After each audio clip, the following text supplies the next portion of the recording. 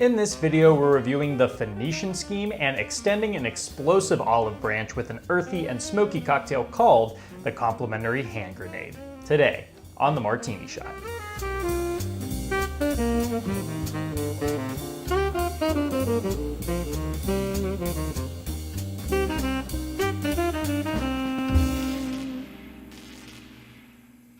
Hello and welcome to the Martini Shot, the home of movie reviews and movie-themed cocktails. Before we get into the review, let's whip ourselves up a drink. It's only customary that when you're meeting up with a friend or business partner, you offer them a hand grenade to thank them for coming. At least that seems to be the trend in the Phoenician Scheme. And the complimentary hand grenade cocktail is going to kind of reflect the globe-trotting nature of the film's story. The cocktail is going to be a little bit smoky thanks to some mezcal, while also having a bit of earthiness thanks to a few spices. This is a hand grenade that's not going to blow up in your face, but don't be fooled, it can still do some damage if you're not careful.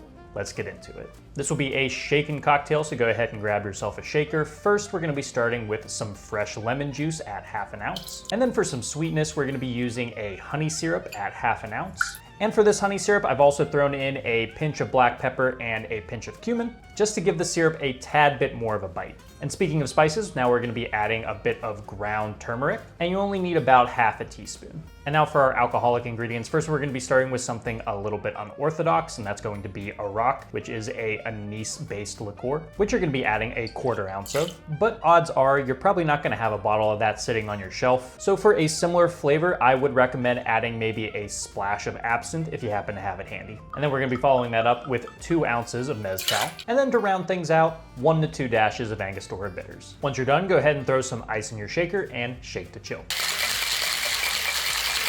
Once you're done with that, you can go ahead and double strain the cocktail over a rocks glass filled with ice, and then finally garnish it with a lemon wedge. And there you go, now you have the complimentary hand grenade. It starts out with this nice punch that's both earthy and kind of tart. That's that turmeric and the lemon juice working so well alongside each other. It's a really interesting kind of combination, that tartness and the earthiness. It almost kind of gets you salivating a little bit. It kind of reminds me of when I use the Electro Dust in my cocktails. But then on the back end, you get this nice lingering smokiness that comes from the mezcal. And underneath it all is that very nice anise flavor from that Arak. The whole thing definitely has this nice Middle Eastern flair to it that I really enjoy. It's quite unconventional, but the flavor pairings really don't lie. It's sweet, it's spiced, it's different. I love getting to play around with more unconventional cocktail ingredients like this. And the complimentary hand grenade is my complimentary gift to you that I hope you enjoy. Now that we have our drink, let's get right into the review.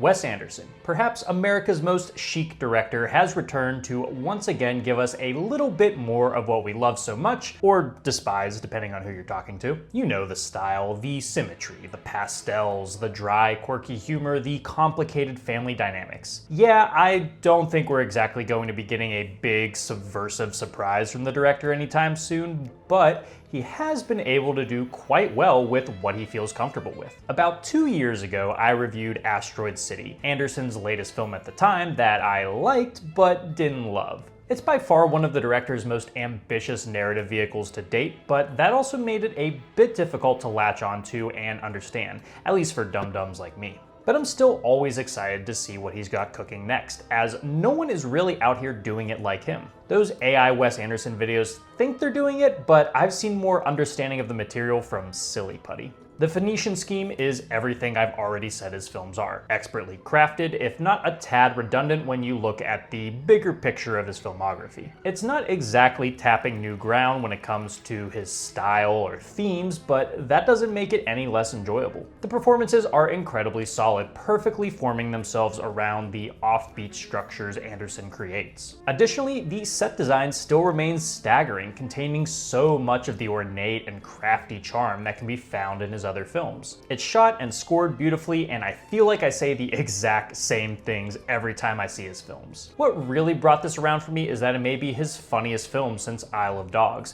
helping distract from the fact that this may be the most straight and narrow of his last few films. The themes and explorations may feel a bit too familiar at times, begging the question of what Anderson has left to say about the unorthodox family structure. Short on pondering, but big on laughs and thrills, the Phoenician Scheme continues to teeter the line of Anderson parroting himself, but that doesn't make this any less of a blast. After too many failed assassination attempts to count, world-maligned industrialist Zaza Korda decides it's time to finally prepare for his inevitable death. This involves reconnecting with his estranged, devoutly Catholic daughter Lae'zel, and entangling her in a philanthropy scheme so convoluted and incendiary that it threatens to blow up in their collective faces. Traveling across the globe to try to both swindle and appease his partners, Zaza begins to wrestle with the demons of his past and what his legacy truly looks like after a lifetime of wrongdoing. It's essentially a daddy-daughter adventure that looks to convince one another to leave their chosen life behind for one that they see fit. Zaza, played impeccably by Benicio del Toro,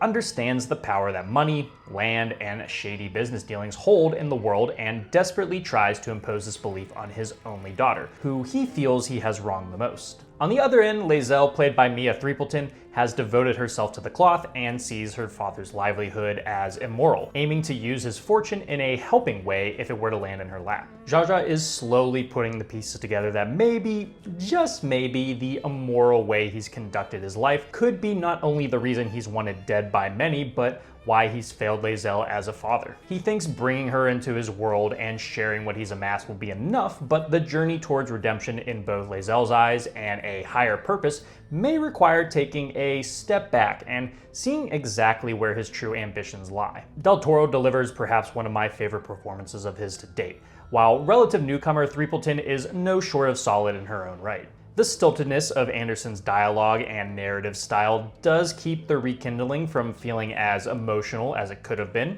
even by the director's standards. But they do phenomenal with what they have. Of course, there's also no shortage of Anderson regulars rolling up to the party this time around. Familiar faces like Tom Hanks, Bryan Cranston, and Benedict Cumberbatch all leave their marks in memorable ways. God is in this too, and you can probably guess who plays him. But at the same time, actors like Scarlett Johansson and Richard Ayoade don't feel like they were utilized to their fullest potential. They're bit parts, but play enough of a role beyond just being a cameo that I couldn't help but want more from their characters. Then there's Michael Cera, who, no, has not been in a Wes Anderson film before. Seems like a no-brainer, right? Well, he finally found his way into the mix, and he's easily one of the highlights of the film. His awkward yet assertive Bjorn feels like an encapsulation of what you would guess a Wes Anderson protagonist could be. But he has a payoff that's very funny and hilariously subversive for both the character and the actor. Wow, a Wes Anderson film has stunning visuals, set design, and camera work? Who would have thought? It feels redundant to try and sell you on the visuals of the film. If you know the director, you know what you're in for. That doesn't take away from how phenomenal everything is structured and blocked, but at this point, it's like getting excited because I found a fork in the kitchen. I will say though, this feels like perhaps his most violent film to date, as weird as that is to say. You aren't gonna see the kind of gore or viscera that's gonna make you puke in your popcorn, but I'd be lying if I said I wasn't genuinely shocked by it. The opening scene of the film has a man being blown in half by a bomb presented with the slapstick goofiness of an off-Broadway play, but its ridiculousness is no less effective in a way. And the whole film is consistently surrounded by death, whether as a threat to our characters or as a road towards self-reflection. Not exactly new territory for the director, but the gleeful lean into the violence, along with the apathy it generates because of its cartoonishness, is wholeheartedly connected to the film's capitalist critiques. These themes are quite obvious once you make your way through the convoluted setup, only really made convoluted because of Anderson's own winding and winded approach to dialogue. But once you get through all that, the rest of the film is a thrill. His love for classic capers and romps is apparent, and the film is easily at its best with that love at the forefront. Plus, the comedy is pretty consistent throughout, from a basketball game in a tunnel to a battle between brothers. Not exactly gut-busting, but it provides a steady flow of sensible chuckles. The returning ideals of fixing the broken family machine are probably the film's weakest aspect, feeling noticeably not as dense as Asteroid City's take on the idea. They're just effective enough to make you give a damn about those characters, but it doesn't entirely leave you with much to stir on either. I do think this has one of the more interesting approaches to religious commentary I've seen in a while, especially for one that's seemingly pro-religion. It's not exactly preachy about it, but rather calm and honest about what gravitates people toward faith and the good that can come from it, even if you aren't a devout nun. I can't remember the last time I saw faith used in a way that wasn't either a full-on hit piece or a God's Not Dead style joint. I do wish it had more of a presence throughout the rest of the film, as it does appear rather abruptly by the end, but still not a bad touch. It feels weird to have both really enjoyed this, yet recognize where it comes up short. Far from the most meditative or introspective of Anderson's work, the Phoenician Scheme succeeds on vibes and energy that just makes this a great, relatively simple watch. Now, it really begs the question how much longer this kind of style and approach can really hold me. Sticking to it is sure to generate plenty of good movies, but it also feels like Anderson needs to find the envelope and give it a good push to fight off those stagnation accusations. The fact that it has all the bells and whistles we've come to expect from Wes makes this one of the more unique and stylish films in the corporate espionage genre, but I know there's more to him than just making a fun watch at the movies. While Asteroid City left me with a lot to ponder over about the universe and our place in it, the Phoenician Scheme only really leaves me wondering if I'll like it as much as time goes on. For my rating, I am feeling 4 shoeboxes out of 5, though it's closer to a 3.5 than a 4.5. Guys, thank you so much for tuning into this episode of the Martini Shot. If you saw the Phoenician Scheme, let me know what you thought about it down in the comments. And if you like what you saw here and would like to see more, don't forget to like, subscribe, and follow me across all social media channels. Those links are down in the description below. And if you enjoy movie reviews and movie-themed cocktails, be sure to check out my website, martinishot.blog.